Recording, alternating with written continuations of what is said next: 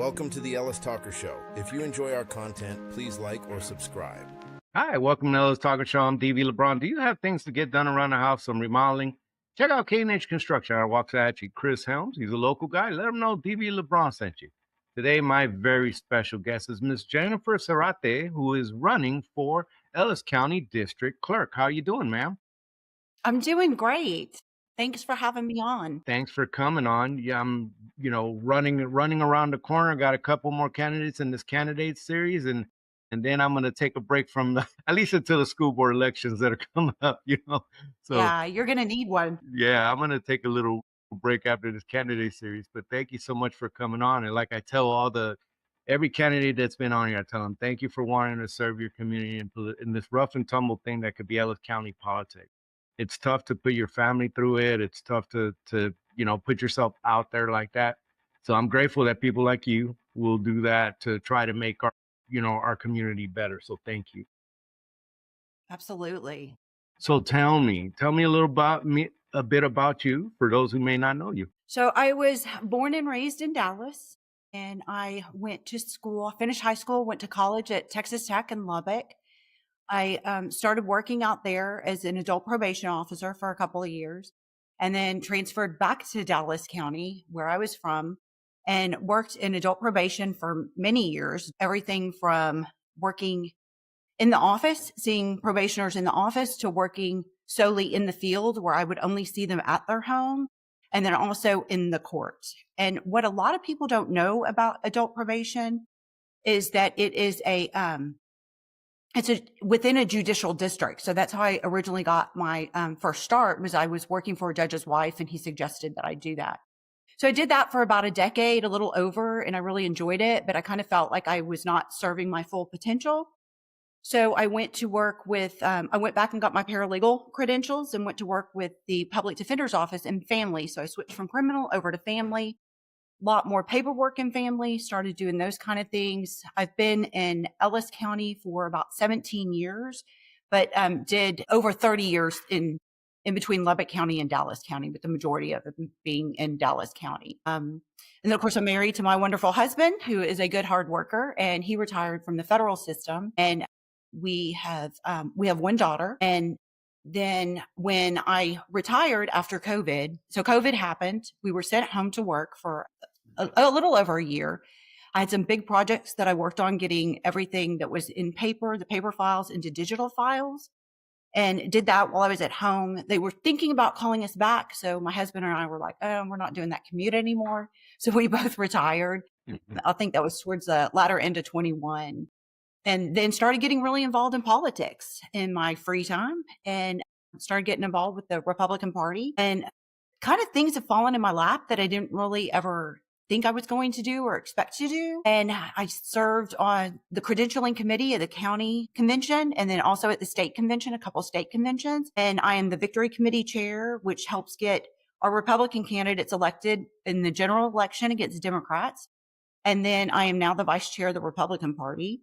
And then I've also served as the appraisal review board member, and then finished that, and then got elected to serve on the appraisal board of directors, which actually oversees the appraisal district. And then I was asked to consider running for district clerk a couple of years ago, and I thought about it. My husband and I prayed about it, and I really had to decide if I wanted to go back to work, and decided that I have a lot to offer for Ellis County based on my large volume experience in Dallas County. And so we decided to go ahead and do it. And so here we are.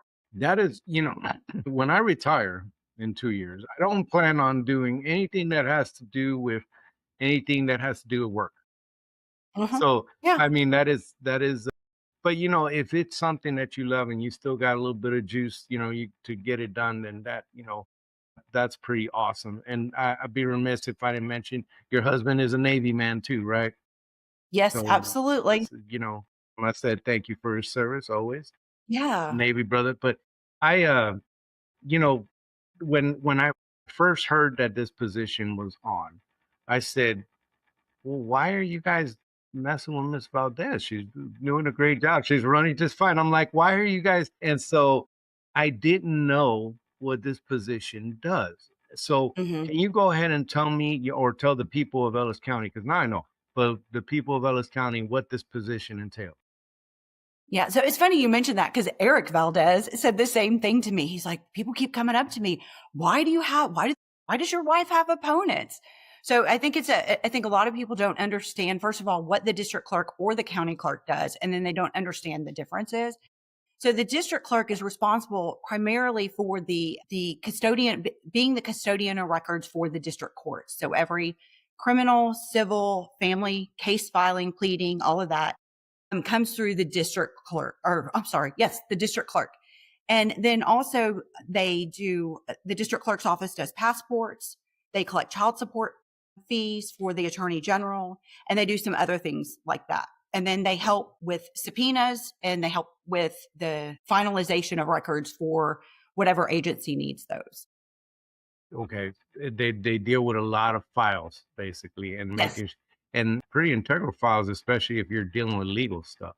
So tell me, when it comes to that process, tell me, what is your experience with dealing with that process? And then are there ways, if you were elected, what are some of the ways you would work on streamlining those? So when I was in adult probation in the court system, I worked directly in the district clerk's office. So it's kind of an unusual position because Dallas is so large. As the adult probation officer out of that particular court, you work directly with the district clerk, and then you also are doing negotiations with the defense attorney as far as coming up with the plea agreements for the probation revocations and other things like that.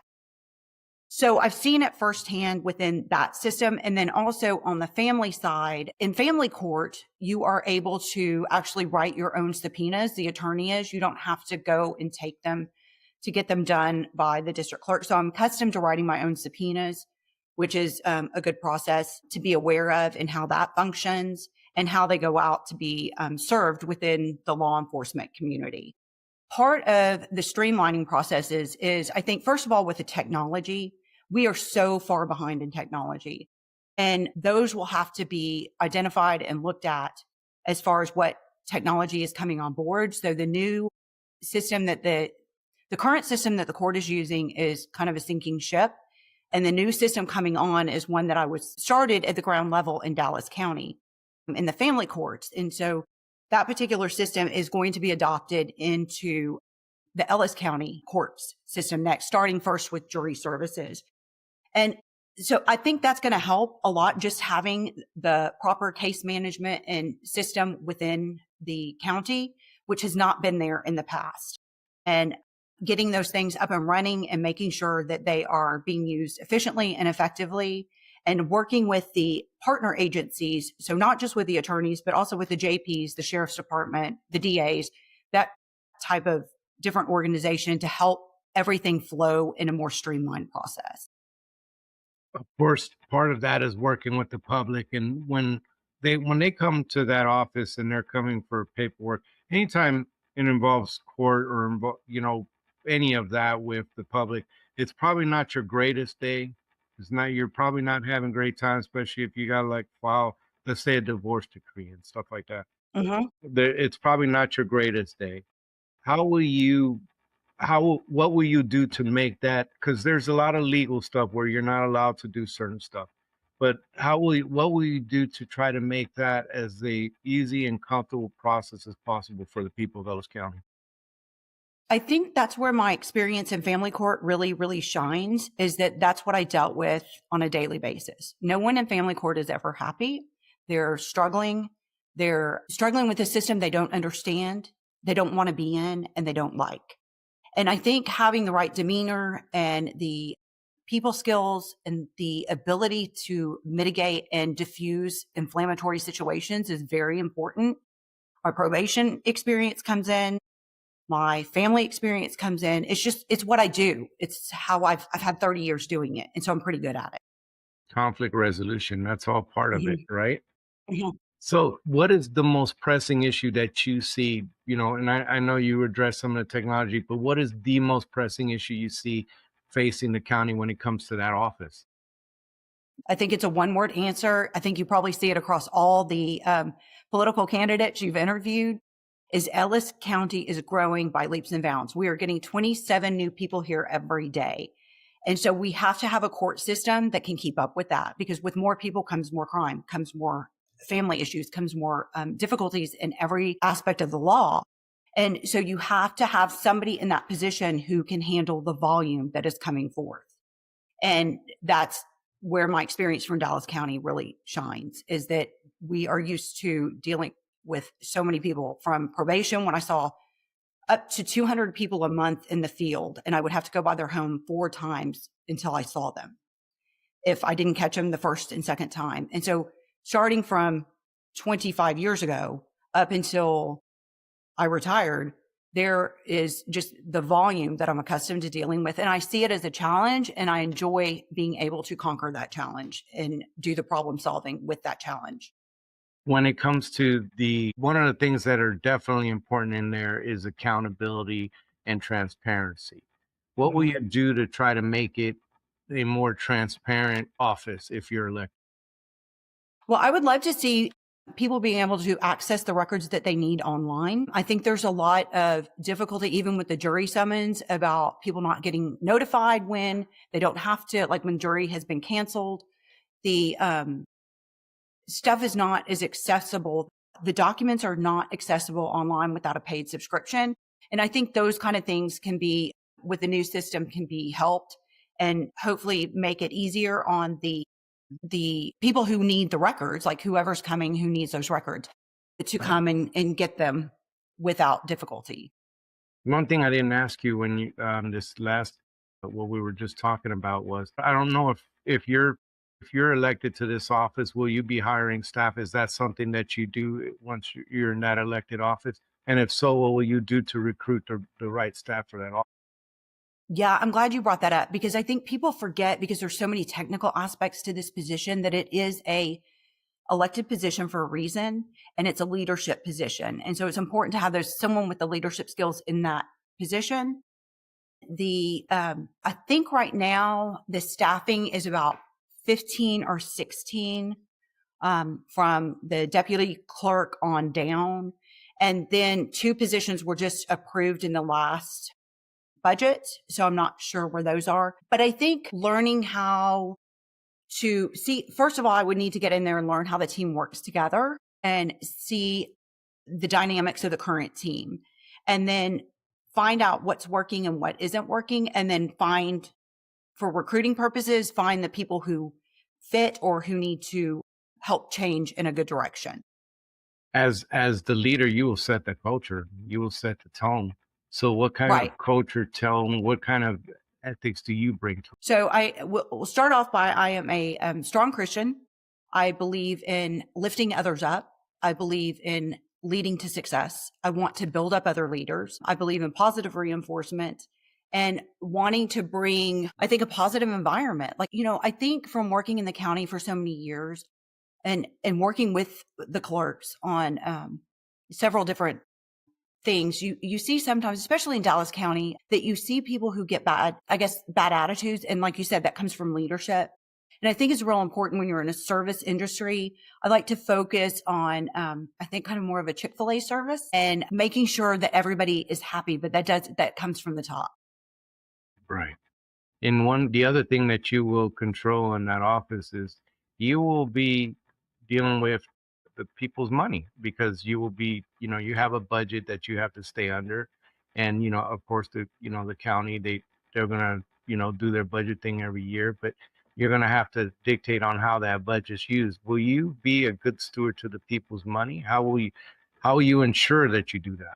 Absolutely, I'll be a good steward. I think that I'm very conscientious, and I always have been, about how we utilize money, or how money is utilized for the constituents. So whether that's me serving on the appraisal district board of directors and working through that budget, and you have to looking at the needs of the constituents versus the needs of the county, and finding that balance and making sure that things are not being spent frivolously.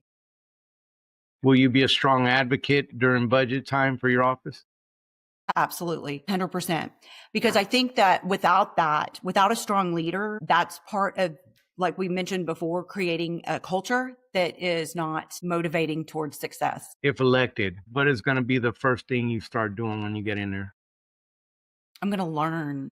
Like I said, I'm going to go in there and learn what the culture is, because the culture that is existing now is important. And whether it's right or wrong, I don't know until I get in there. Definitely. So why should people, when they go out to vote here, and I think early voting starts mid-month? February 17th. February 17th. It's coming Yeah, faster. I mean, these months are I flying. know. These weeks are flying. So why hmm should people choose you for this office? I think, one, because I have the leadership skills. Two, because I have the education and the training. And I think that you need the combination of the two. And third, that a lot of people don't think of, is that I am definitely behind law enforcement. So this office works hand in hand with law enforcement on different things. And I want the law enforcement officers to know I have their back. And so when the times are needed that are important and they need to come swiftly, that I would like the office to respond swiftly. Yeah. Well, I always give the candidate the last word. If there's anything you want to tell the people of Ellis County before we close out, here's your chance. Okay. Thank you. Thank you again, DV, for having me on. I I really appreciate appreciate you it. coming on. Yeah. I think one thing to keep in mind is just my volume experience. So being retired from Dallas County and having that experience with large caseloads and being able to handle them rapidly and efficiently and effectively is important as Ellis County grows. I think the other thing that's important to keep in mind is my experience on the software package for the case management that's coming to town. So I'm really excited about that. It's the premier software in the state. They're very accustomed. So almost everybody on the I-35 corridor uses this company. So I'm really glad that Ellis County finally made the decision to go with them. I think we're going to have growing pains, and it's going to be a slow process, hoping to move it towards total digitization, because we do have software. I mean, we do have hard copy paper still in storage that would be great to get digitized. And then I think the other thing that's important to remember is that this is a political position. And because of my leadership in the Ellis County Republican Party, I have very strong, good relationships with the other elected officials and with the other candidates right now for election as well. So I think that's another really big, strong thing to keep in mind. And I would love to earn people's vote for the primary coming up beginning February 17th. And it is coming fast. And relationships Yeah. are important, definitely. And because this county is growing, but it's still small, and it's always good to have good relations. Thanks again for coming on. Can you stick around after the show? Absolutely.